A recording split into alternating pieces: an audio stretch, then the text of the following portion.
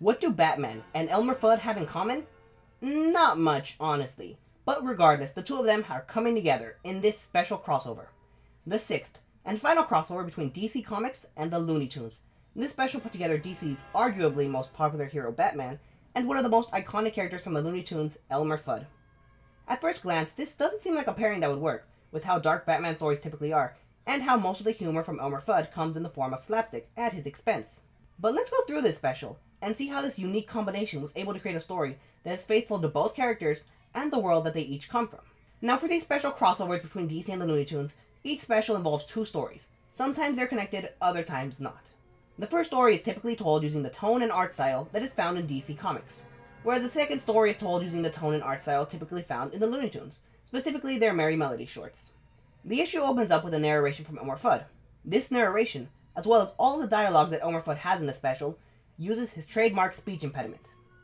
Elmer Fudd walks into Porky's, claiming he's off hunting rabbits. Inside of Porky's, he finds who he was looking for, Bugs the Bunny. Fudd sits next to Bugs, and the two of them have a little bit of small talk for a moment. After a while, though, Bugs asks if Fudd is there to kill him. Fudd says he's at Porky's simply for a drink. But after that drink, yeah, he's gonna kill him. Bugs tries to get out of this situation, but Fudd seems determined to kill him. The two continue to talk for a bit while they finish their drinks. The comic then goes over and shows several other people at Porky's, who are various Looney Tunes characters. Just to name a few shown here, there's Tweety Bird, Yosemite Sam, and Foghorn Leghorn. Back with Bugs and Fudd, Bugs has finished his last carrot. Bugs then manages to get Fudd not to kill him. He does this by giving up the person who had ordered him. He says that person is Bruce Wayne. Fudd goes off to find Bruce Wayne, and Bugs looks at him confident his plan would work and he'd make it out of this alive. Fudd goes after Bruce by disguising himself as a limo driver. On the drive over to Bruce's mansion, he has a flashback to when he was with a woman. The woman claims she has always loved Bruce Wayne. Fudd arrives at Bruce's mansion, where he is having a party. When Alfred opens the door for Fudd, Elmer Fudd claims that his passenger had left her phone and he had to return it. Alfred lets Fudd in. He walks through the mansion looking for Bruce. When he finally finds Bruce Wayne, he pulls out a shotgun that he had concealed the whole time and shoots Bruce Wayne right then and there. Once Bruce is on the ground, Fudd heads out amongst the commotion of the mansion. What he doesn't know, however, is that he is being followed by none other than Batman. There is then another flashback of Fudd with the woman, who turns out to be Silver St. Cloud. It then shows how Fudd came home one day to find nothing more than a puddle of blood and a piece of carrot that had initially led him to Bugs. Fudd hears a noise outside. He grabs his shotgun so he can investigate what was going on. Batman then appears behind him, and the two fight for a bit, with Fudd trying his best to shoot him. After a short struggle, Fudd manages to shoot Batman, but Batman gets up from the hit and disarms Fudd. Fudd tells Batman that Bruce Wayne deserved to die for what he did to Silver. When he mentions Silver, though, Batman demands to know what Fudd knows about her. Fudd tells him he knows that Bruce loved Silver, but he knows that Bruce also had Silver killed. Batman reveals that Bruce survived, and he knows for a fact Bruce didn't hire anyone to have Silver killed. The two head back to Porky's to find Bugs and figure out what's going on.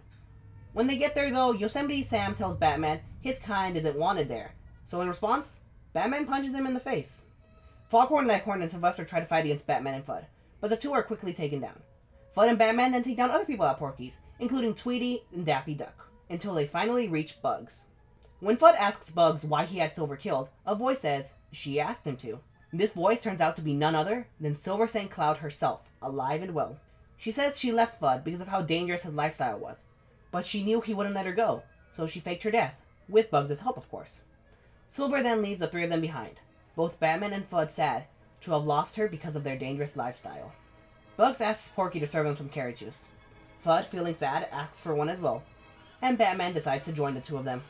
Porky tries to serve up the three of them some carrot juice, but unfortunately he's all out, ending the first story with his famous, "That's all, folks." The second, and much shorter story, is in classic Looney Tunes style. It opens up with familiar Elmer Fudd and Bugs Bunny. Fudd tells Bugs that he's hunting rabbits. However, Bugs tells him he can't be hunting rabbits. It's bat season, not rabbit season. When Fudd points out there aren't any bats around, Bugs grabs the bat signal and summons none other than Batman. When Batman arrives, Bugs reminds Fudd that it's bat season, so Fudd shoots Batman, blasting his mask off hilariously. Batman points out it's not bat season, it's rabbit season. And Bugs says, if it's not bat season, that means you just shot Batman for no reason. Fudd then shoots Batman again, saying it's bat season. In response, Batman leaves. But he soon returns with Calendar Man, who he has freed from Arkham, hoping he could tell Elmer Fudd it is rabbit season. When let go, however, Calendar Man simply runs away, happy to be free from Arkham. Fudd shoots Batman once again. Batman points out, even if it is bat season, He's Batman, not a bat, so he shouldn't be hunted. Bugs then shows up claiming he's the real Batman. Bugs and Batman go back and forth, arguing on who's the real Batman, until Bugs manages to trick Batman into getting shot once again.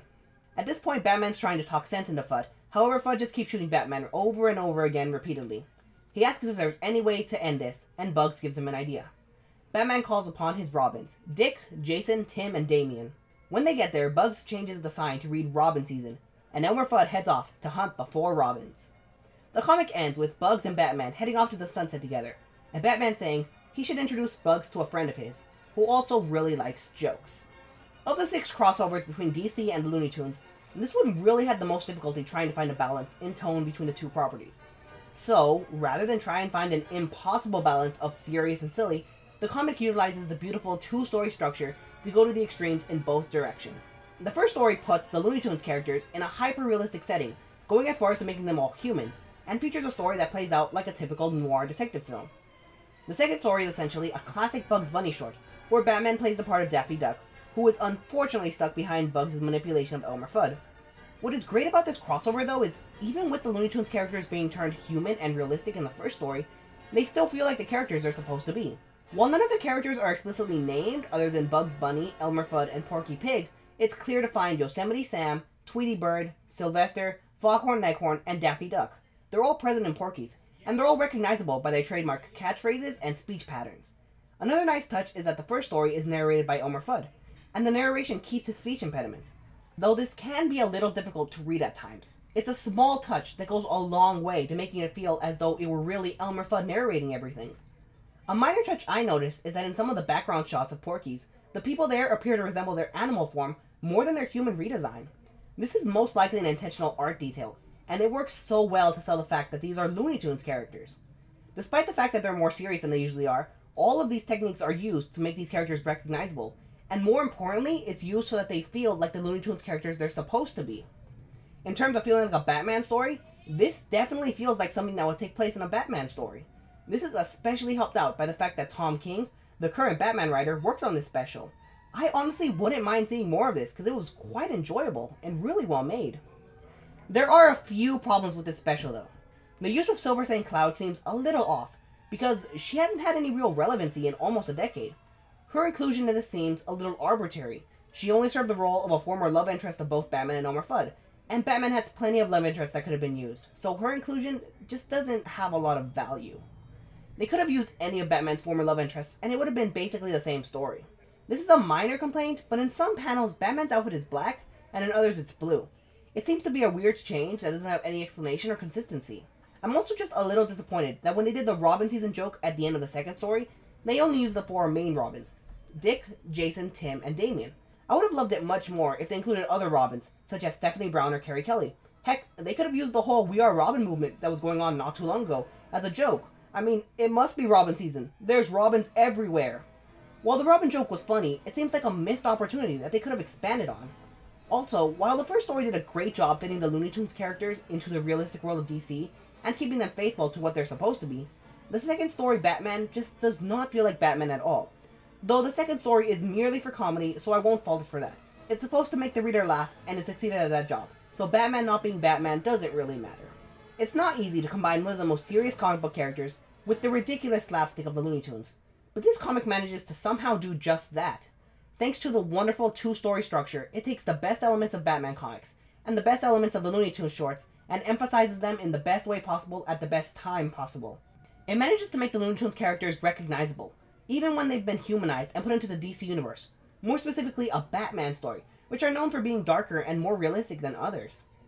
Overall, I have to say this story is 10 out of 10. I've enjoyed most of the DC and Looney Tunes crossovers, but it seems DC really did save the best for last, as this is one of the best of the 6 that was released. What did you think of this special crossover? Would you be interested in DC making more of these crossovers? They currently have 5 other crossovers, and most of them are very well made and entertaining, just a few of them kind of fell short. Let me know what you thought of this issue. Let me know what you thought of all of this and more in the comment section down below. Regardless of all of this though, I hope you've all enjoyed, and I'll see you all in my next video.